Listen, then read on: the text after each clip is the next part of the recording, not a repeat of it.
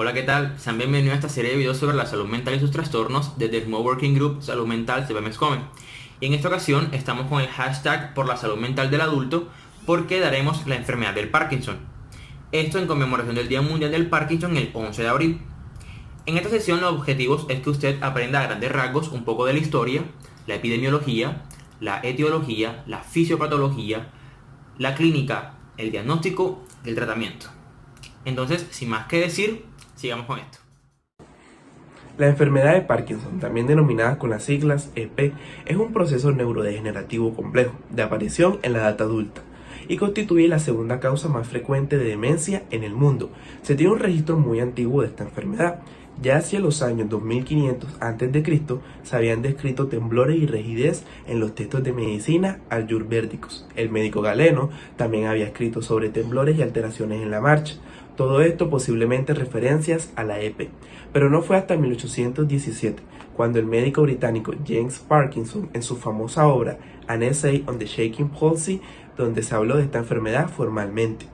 Él se le atribuye haber reunido varios eventos que se crean independientes en un solo trastorno y relacionarlos. Posteriormente, varios investigadores fueron atribuyendo terminología y descripción de mecanismos patogénicos de esta enfermedad, como por ejemplo Friedrich Lewy, el cual describió inclusiones citoplasmáticas a las que llamó cuerpos de Lewy. También el neurofarmacólogo Arvid Clarkson, el cual se dio cuenta que una disminución de la dopamina causaba un trastorno neuroquímico subyacente a la enfermedad, importante para los ensayos que se realizaron posteriormente con levodopa. A pesar de estas investigaciones, su etiología todavía no se tiene muy clara y se le atribuye a una combinación de factores ambientales y genéticos. Su base anatomopatológica se caracteriza por una disminución de neuronas dopaminérgicas de la sustancia negra compacta del mesencéfalo y por la presencia de cuerpos de Lewy, como ya mencioné anteriormente. El resultado de esta degeneración es una denervación de las proyecciones de la sustancia negra del mesencéfalo hacia el núcleo externo. Haciendo referencia ahora a los datos epidemiológicos de la enfermedad de Parkinson, tenemos que esta presenta una prevalencia del 0,3% en la población general, al igual que tiene una distribución de tipo universal, es decir, que no discrimina geográficamente. Del 0,3% de la población general, un 1% representa los casos en personas mayores a 60 años. La incidencia de la enfermedad de Parkinson es de aproximadamente 8 a 18 personas afectadas por cada 100.000 habitantes por año. Sin embargo, como en su prevalencia, se ha visto que los hombres presentan 2 veces mayor probabilidad de adquirir la enfermedad que las mujeres. Por lo tanto, algunos investigadores han atribuido a los estrógenos un factor protector. En cuanto a la etiología de la enfermedad de Parkinson, se ha visto que la causa esporádica es la más prevalente y se le atribuye al envejecimiento como el primer factor de riesgo. También se pueden presentar otras formas de causar la enfermedad de Parkinson, tales como lo son las alteraciones genéticas o la incidencia en factores de riesgo. Las alteraciones genéticas podemos ver que se presentan en los grupos de enfermedad menores a 40 o 45 años y que el principal gen afectado es la parquina. En cuanto a los factores de riesgo, ya mencionamos que el envejecimiento es uno de los principales. Sin embargo, también encontramos la exposición a pesticidas por parte de los pacientes y la incidencia en traumas craneoencefálicos de los mismos como otros factores de riesgo. Finalmente, en cuanto al pronóstico de la enfermedad, tenemos que es variable dependiendo de los pacientes. Sin embargo, la mortalidad de la enfermedad de Parkinson siempre va a ser significativa. Bueno, ahora vayamos un poco con la fisiopatología y la trataremos de explicar de la manera más sencilla posible. Entonces, iniciemos con que la base fisiopatológica está en los ganglios basales como el cuerpo estriado y en estructuras subcorticales como lo son la sustancia negra del mesencéfalo, los núcleos subtalámicos y núcleos ventrolaterales del tálamo. Todas estas estructuras van a estar conectadas entre sí y van a tener proyecciones, es decir, conexiones con la corteza, especialmente el área motora primaria, el área prefrontal, que es asociativa, y con el área motora suplementaria, además con el sistema límbico. ¿Qué va a pasar? Bueno, la dopamina va a regular por medio de los ganglios basales y el tálamo estas conexiones. ¿Cómo? Tiene dos vías, una vía directa y una vía indirecta. Empecemos con la vía indirecta en el caso de una persona normal. Hagamos como 4 estaciones. Tenemos la sustancia negra en el mesencéfalo, tenemos al globo pálido interno que hace parte de los ganglios basales, tenemos al tálamo y tenemos a la corteza. Entonces, en la vía indirecta, la dopamina secretada por la sustancia nigra va a estimular a los receptores D2 de los ganglios basales. Y por una serie de estimulaciones e inhibiciones consecutivas, el globo pálido interno va a quedar inhibido. ¿Por qué esto es importante? Porque es que el globo pálido va a secretar GABA. El GABA es un neurotransmisor inhibitorio. Si este queda inhibido, no secreta GABA, no se inhibe al tálamo. Y el tálamo queda disponible para poder enviar eferencias a la corteza. Eso está bien. Ahora vayamos con el caso de la EP. Los mismos 4 puntos. La sustancia nigra está disminuida, por tanto la dopamina va a estar disminuida. La dopamina no puede interactuar o interactúa muy poco con los receptores D2 de los ganglios basales. Por tanto, el globo pálido interno va a quedar activado un poco. Si queda activado, él secreta GABA. Si se secreta GABA, el tálamo queda inhibido en una porción. Por tanto, las cantidades de eferencias que van a llegar a la corteza van a estar disminuidas. Se genera la bradiquinesia, que es uno de los puntos clínicos importantes en el Parkinson. Ahora, vayamos con la vía directa. ¿Qué va a pasar? Los mismos 4 puntos. ¿Qué va a cambiar?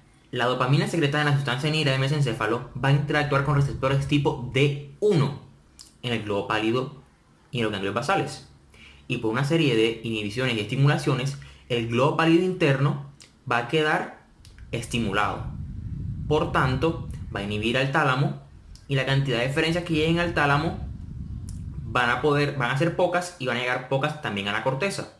Por tanto, va a evitar lo que conocemos como los temblores en el caso de la EP. ¿Y cómo funcionan los temblores en el caso de la EP? Bueno, los mismos 4 puntos. La sustancia nigra, que va a secretar dopamina, va a estar disminuida. Por tanto, el globo pálido, por la serie de estimulaciones e inhibiciones, va a quedar inhibido porque el D1 es excitatorio. Si él queda inhibido, él no puede enviar el GABA al tálamo y el tálamo queda disponible para enviar eferencias a la corteza motora, y la corteza motora va a recibir muchísimas eferencias del tálamo. Por tanto, va a haber el temblor, que es otra de las clínicas importantes del Parkinson. Sin embargo, esto requiere investigaciones más profundas, ya que todavía hay espacios sin resolver y paradojas. Continuando con la clínica de la enfermedad de Parkinson, va a estar dada por manifestaciones motoras y no motoras. Las manifestaciones motoras, siendo las más comunes, se va a presentar una tríada clásica, como lo es el temblor de reposo, la rigidez y la bradicinesia. El temblor de reposo se presenta en un 70% de los casos, con una frecuencia entre 4 y 6 Hz. La rigidez, característica de la rueda dentada, cuyo signo se conoce porque el miembro afectado presenta resistencia al ser movido, pero va a haber un momento en el cual esta resistencia va a desaparecer, generando así mayor facilidad para el movimiento. La bradicinesia, siendo también muy típico, se manifiesta con lentitud, fatigabilidad y decremento en la amplitud de iniciación y ejecución del movimiento repetitivo simple, como el de abrir y cerrar la mano. También en los síntomas o manifestaciones no motoras, el reconocimiento de estos síntomas es de gran importancia, ya que ha ganado relevancia en los últimos años debido a su elevada prevalencia, que se incrementa conforme la enfermedad progresa, hacia un 90% de los casos, y generando un impacto negativo sobre la calidad de vida de los pacientes, siendo mayor que en el de las manifestaciones motoras. Sus síntomas son muy variados, puede presentar síntomas neuropsiquiátricos como la depresión, la ansiedad, la apatía, puede generar alucinaciones, sobre todo visuales, ilusiones y delirios, entre otros. Puede haber deterioro cognitivo leve y en mayor medida demencia. Este último ocurre en un 83% de los casos tras 20 años de enfermedad. Puede haber trastornos de sueño, por trastornos de conducta al sueño REM, hipersomnia diurna excesiva, ataques de sueño, insomnio, síndrome de piernas inquietas, entre otros. Síntomas sensitivos como dolor, hiposmia, trastornos visuales dados por visión borrosa, diplopía, entre otros. Fatiga también. O disfunción autonómica como urgencia y frecuencia en la micción, nicturia, disfunción sexual, hiperhidrosis e hipotensión ortostática. Y finalmente se puede presentar síntomas gastrointestinales como la cialorrea, la disfagia y el estreñimiento. Entonces debemos tener muy presente que la clínica es la base del diagnóstico, como ya lo veremos a continuación. De la enfermedad de Parkinson generalmente tiende a ser clínico, porque el diagnóstico final es histopatológico y solamente se puede hacer al visualizar la pérdida de células o de cuerpos neuronales en los ganglios basales o las inclusiones citoplasmáticas de cuerpos de Lewy. Este diagnóstico, como mencioné, es histopatológico y solamente se puede hacer post-mortem. Por lo tanto, cuando vayamos a hacer un diagnóstico se va a hacer de manera clínica, teniendo en cuenta la sintomatología específica de la enfermedad de Parkinson, que debe suponer siempre la bradicinesia acompañado de temblor de reposo o en algunos casos la rigidez o parkinsonismo. Siempre debe estar presente la bradicinesia. Sin embargo, también hay que tener en cuenta el inicio y la progresión de la enfermedad. Generalmente tiende a ser de un inicio a edades entre los 40 y los 50 años, de una progresión lenta y siempre que inicia va a ser de una manera asimétrica. Esto lo va a descartar con otras causas de parkinsonismo como el parkinsonismo no farmacológico. Hay que tener en cuenta los antecedentes de las personas, que no hayan sufrido de accidentes cerebrovasculares, que no tengan alguna patología cerebelosa o que tengan alguna enfermedad o alteración psiquiátrica de fondo. Básicamente eso es lo que hay que tener en cuenta, acompañado también en algunos casos cuando se pueden identificar de los síntomas no motores, de los cuales pues ya hemos hablado en otros videos.